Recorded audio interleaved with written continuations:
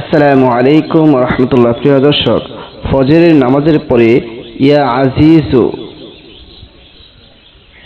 41 বার পড়লে কি হয় এবং কি লাভ হয় সেই বিষয়টা আজকে আপনাদের সাথে আলোচনা করব। অত্যন্ত দামি এবং উপকারী একটি আমল আজকে আপনাদের সাথে শেয়ার করতে যাচ্ছি, খুবই সহজ।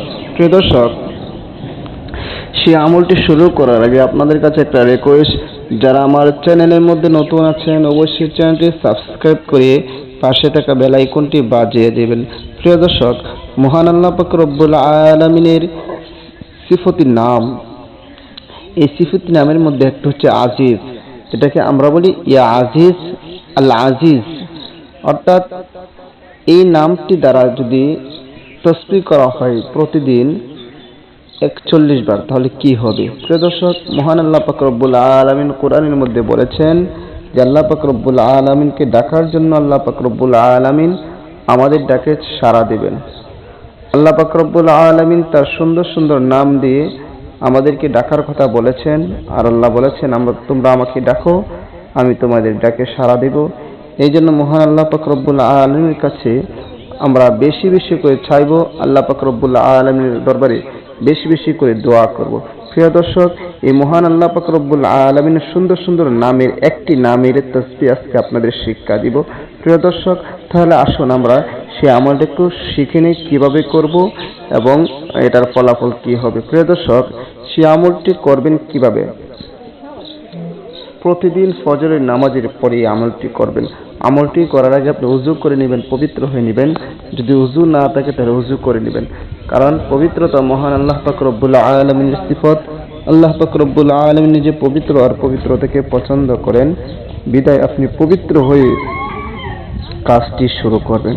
প্রিয় দর্শক, মনে করেন ফজরের নামাজের পর তো এমনিতেই উযু থাকবে, যদি কোনো কারণে উযু ভেঙে যায় তাহলে উযু করে নেবেন, এরপর আমলটি করবেন। কিভাবে করবেন? সর্বপ্রথম 3 বার ইস্তিগফার পড়বেন। আস্তাগফিরুল্লাহ রাব্বি মিন কুল্লি যামবি ওয়া আতুবু ইলাইহি লা হাওলা ওয়ালা কুওয়াতা ইল্লা বিল্লাহি আলিয়্যিল আযীম। আস্তাগফিরুল্লাহ রাব্বি মিন কুল্লি যামবি ওয়া আতুবু ইলাইহি لا حول ولا قوة إلا بالله العلي العظيم. أستغفر الله ربي من كل ذنب وأتوب إليه لا حول ولا قوة إلا بالله العلي العظيم. 3 বার ইস্তিগফার পড়ার পর এরপর 3 বার যে কোনো দুরূদ শরীফ পড়েন আপনারা পড়ে নেবেন। আমি দুরূদ ইব্রাহিম পড়তেছি।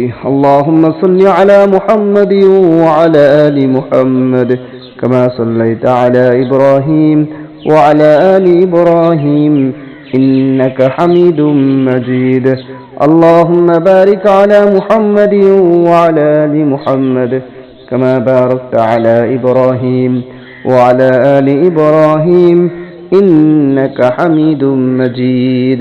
এরকম ভাবে 3 বার ইস্তিগফার এবং 3 বার দুরূদ শরীফ পড়ার পর এরপরে পড়বেন ইয়া আজিজু ইয়া আজিজু ইয়া আজিজু ইয়া আজিজু ইয়া আজিজু। তাসবিহর মধ্যে গুনে গুনে 41 বার পড়বেন।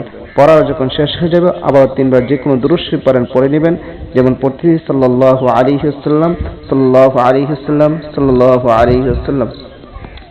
এভাবে যখন আমল করা শেষ হয়ে যাবে, এরপরে আপনি এভাবে আমল করলে কি লাভ হবে, কি উপকার হবে সেটা বলবো। প্রিয় দর্শক, এরকম ভাবে যদি আপনি 40 দিন আমল করতে পারেন, অর্থাৎ 40 দিন ফজরের নামাজের পরে 41 বার করে এই আমলটি যদি করতে পারেন, তাহলে কি লাভ হবে? আল্লাহ পাক রব্বুল আলামিন আপনাকে অমুখাপেক্ষী করে দিবেন। দুনিয়ার মাঝে কারো সামনে কারো কাছে মুখাপেক্ষী হতে হবে না এবং পরকালেও কারো কাছে মুখাপেক্ষী হতে হবে না ইনশাআল্লাহ। এই জন্য আপনি এই আমলটি বেশি বেশি করবেন প্রিয় দর্শক, এবং ভিডিওটা বেশি করে শেয়ার করে দিবেন যেন সবাই শিখে রাখতে পারে, আমল করতে পারে এবং দুনিয়ার মাঝে যেন কারো কাছে মুখাপেক্ষী না হতে হয়, দুনিয়ার মাঝে যেন কারো কাছে মাথা নত করতে হয়। সেই জন্য আমলটি বেশি বেশি করে করবেন। 41 দিন করলে আপনার ফলাফল পাবেন ইনশাআল্লাহ। তবে সারা জীবন যদি করতে পারেন তাহলে তার বেশি ভালো, আর সহজ আমলটি অবশ্যই করতে পারবেন। এই জন্য সবাই আমলটি বেশি বেশি করবেন, কারণ আল্লাহ পাক রব্বুল আলামিনের সিফতি নামের অনেক পাওয়ার। প্রিয় দর্শক, সবাইকে অসংখ্য ধন্যবাদ ভিডিওটি দেখার জন্য। আসসালামু আলাইকুম ওয়া রাহমাতুল্লাহ।